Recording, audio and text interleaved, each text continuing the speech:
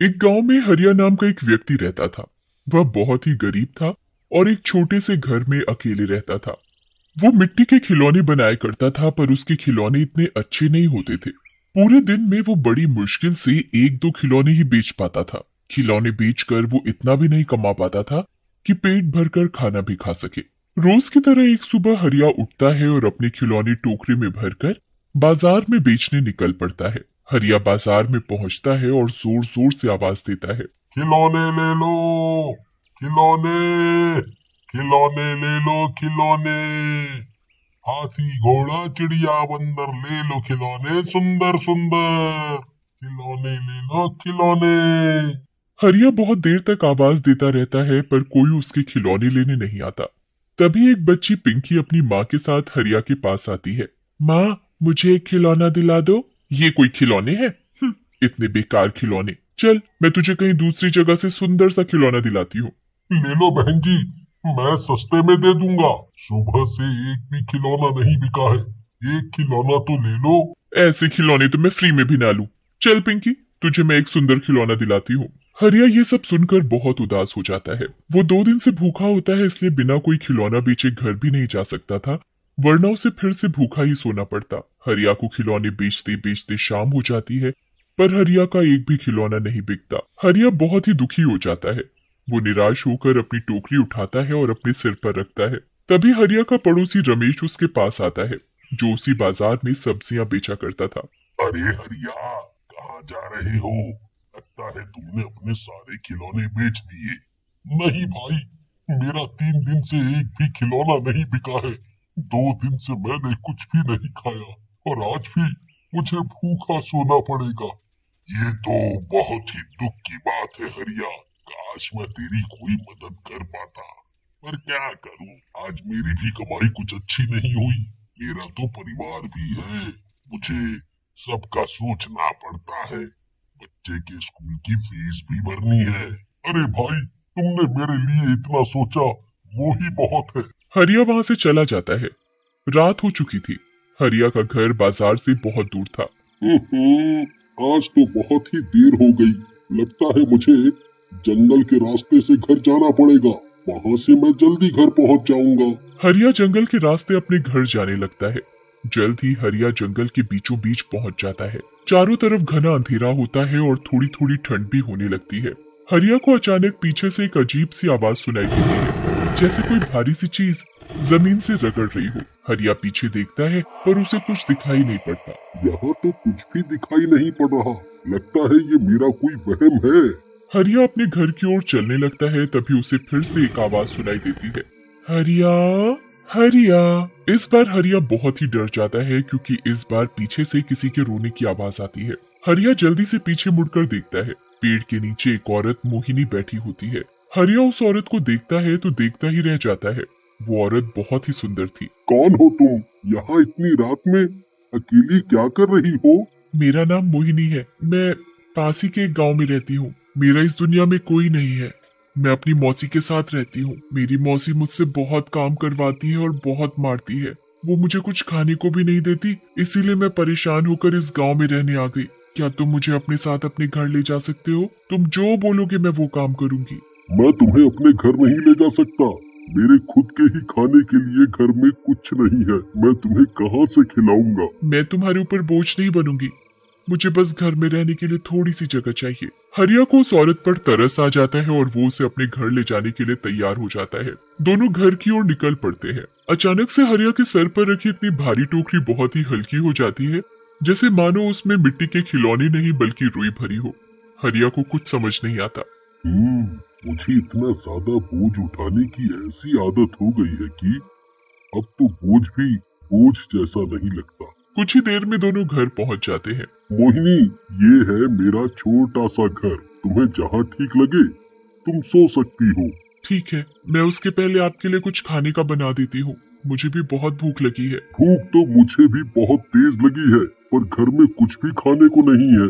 अरे, मैं अभी रसोई में जाकर देखती हूँ, क्या पता कुछ बचा पड़ा हो। मोहिनी रसोई में जाती है और आटे का डिब्बा खोलती है। अरे, इसमें तो इतना सारा आटा है और आप बोल रहे थे कि घर में कुछ खाने को नहीं है। हरिया मोहिनी की बात सुनकर जल्दी से रसोई में आता है। वो आटे से भरा डब्बा देखकर हैरान हो जाता है। घर में खाने के लिए कुछ भी नहीं था, ऐसा कैसे हो सकता है? हरिया तभी दूसरा डब्बा खोलता है तो उसे उसमें बहुत सारा गुड़ दिखता है।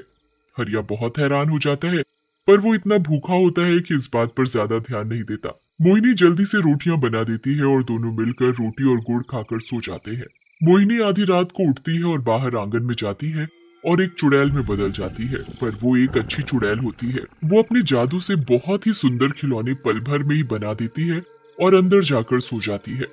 सुबह हरिया उठता है और अपने खिलौने से भरी टोकरी उठाने के लिए आंगन में जाता है। इस बार तो हरिया को अपनी आंखों पर विश्वास ही नहीं होता। उस टोकरी में बहुत ही सुंदर खिलौने दिखते हैं। वो खिलौने इतने सुंदर होते हैं कि हरिया ने कभी इतने सुंदर खिलौने नहीं देखे थे। हरिया को ये सब एक सपने जैसा लगता है। तभी वहाँ मोहिनी आ जाती। कैसे लगे आपको मेरे बनाए खिलौने? क्या ये खिलौने तुमने बनाए हैं? इतने सुंदर खिलौने तुमने कैसे बनाए? मेरे बाबूजी भी खिलौने बनाया करते थे, मैंने उनसे ही ये खिलौने बनाना सीखा था। तुमने बहुत ही सुंदर खिलौने बनाए हैं। चलो मैं इनको बाजार में बेचने जाता हूँ, तुम घर पर रहना और अपना ध्यान रखना। हरिया अपनी टोकरी उठाकर बाजार में बेचने चला जाता है। बाजार में सब हरिया के खिलौने देखकर हैरान थे। अरे हरिया, तू इतने सुंदर खिलौने कैसे बनाने लगा? कल तक तो तेरे खिलौने इतने सुंदर न थे, रातों रात ऐसा क्या जादू हो गया कि तू इतने सुंदर खिलौने बनाने लगा? बस भाई, सब भगवान की कृपा है। जल्द ही हरिया के आसपास भीड़ लग जाती है। हर कोई हरिया के खिलौने खरीदना चाहता था। कुछ ही देर में हरिया के सारे खिलौने बिक जाते हैं। हरिया बहुत खुश हो जाता है। इतने खिलौने तो उसने कभी नहीं बेचे थे। अब उसके पास पूरे महीने भर के राशन खरीदने के पैसे थे। हरिया जल्दी से राशन की दुकान में जाता है और वहां से राशन खरीद कर सीधा अपने घर जाता है। मोहिनी, मोहिनी, जल्दी बाहर आओ। देखो मैं कितना सारा सामान लाया हूँ। आज तो तुम्हारे बनाए सारे खिलौने बिक गए। मैं बहुत खुश हूँ। समझ नहीं आ रहा कि तुम्हारा कैसे धन्यवाद करूँ। आपने भी तो मुझे इस घर में जगह दी है, मेरा भी कुछ फर्ज बनता है। चलो अब ज्यादा मत सोचो, मैं कल के लिए और खिलौने बना दूंगी और आप उन्हें बाजार में बेच देना। मोहिनी रोज रोज सुंदर सुंदर खिलौने बनाती जादू से और हरिया उन्हें बाजार में बेच आता। हरिया को इतना पैसे कमाते देख उसका दोस्त रमेश उससे चिढ़ने लगता है। कुछ तो गड़बड़ है। हरिया अचानक इतने सुंदर खिलौने कैसे बना सकता है? मुझे इसका पता लगाना होगा। रमेश हरिया के पीछे पीछे उसके घर पहुंच जाता है और उसके घर के पीछे जाकर छुप जाता है। वो हरिया पर नजर रखता है कि कैसे हरिया इतने सुंदर खिलौने बनाता है। रात हो जाती है पर हरिया बाहर आंगन में ही बैठा रहता है और ठंड में हाथ सेक रहा होता है। इतनी रात हो गई, आखिर ये हरिया खिलौने कब बनाता है? तभी घर के अंदर से मोहिनी बाहर आती है।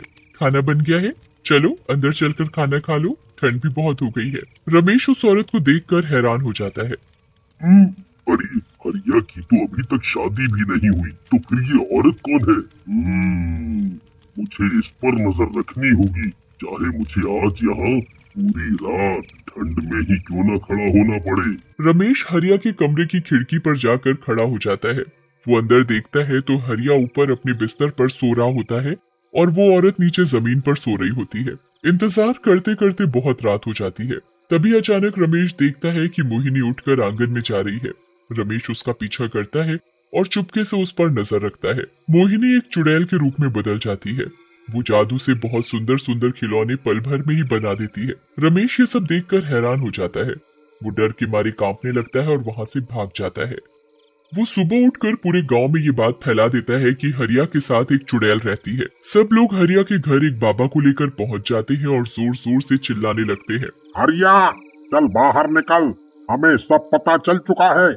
जल्दी बाहर आ और उस चुड़ैल को भी बाहर निकाल। अरे ये क्या, तुम लोग यहाँ कैसे? क्या बात है? मैंने क्या किया है जो तुम लोग इतने गुस्से में हो? तूने अपने घर में एक चुड़ैल को रखा है। मैंने कल रात खुद अपनी आंखों से सब देखा है। वो औरत ही जादू से इतने सुंदर खिलौने बनाती है, वरना तेरे बस का कहाँ ऐसे खिलौने बनाना। अरे भाई, तुम ये कैसी बातें कर रहे हो?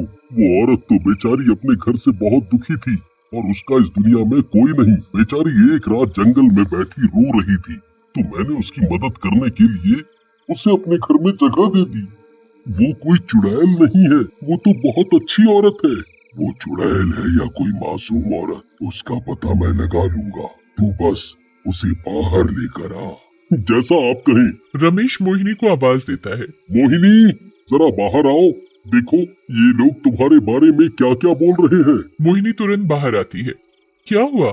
सच सच बता, तू कौन है? मेरा नाम मोहिनी है, मैं पास के गांव से आई हूँ। झूठ मत बोल, रमेश ने कल अपनी आंखों से तुझे चुड़ैल बनते देखा है। जैसे चुड़ैल? नहीं तो मैं कोई चुड़ैल नहीं हूँ। मैं अभी तेरे ऊपर गंगा जल डालता हूँ और तेरा असली रूप अभी सबके सामने आ जाएगा। साधु अपने ठेले से गंगा जल निकालता है और मोहिनी के ऊपर छिड़क देता है। नहीं नहीं, मेरे ऊपर ये गंगा जल मत डालो, मुझे बहुत जलन हो रही है। मोहिनी जल्द ही एक चुड़ैल में बदल जाती है। हरिया और बाकी लोग उसे देखकर बहुत डर जाते हैं। मैं सब सच सच बताती हूँ, मैं कोई चुड़ैल नहीं हूँ।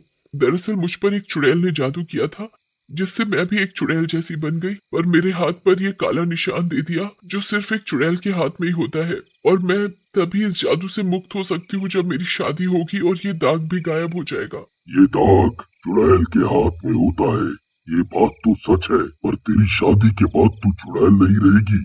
इस बात पर हम कैसे यकीन कर सकते हैं? कोई भी उस चुड़ैल की बात पर यकीन नहीं करता और सब मोहिनी को जलाने के लिए बोलने लगते हैं। किसी को इस बात पर यकीन हो या ना हो, पर मुझे तुम पर पूरा यकीन है। मैं तुमसे शादी करूंगा। हरिया मोहिनी से शादी कर लेता है और अचानक मोहिनी के हाथ से काला दाग गायब हो जाता है। ये औरत बिल्कुल सच बोल रही थी। अब किसी को मोहिनी से डरने की जरूरत नहीं। अब ये भी बिल्कुल हमारी जैसी है। हरिया और मोहिनी खुशी खुशी घर चले जाते हैं और अपना जीवन अच्छे से व्यतीत करते हैं।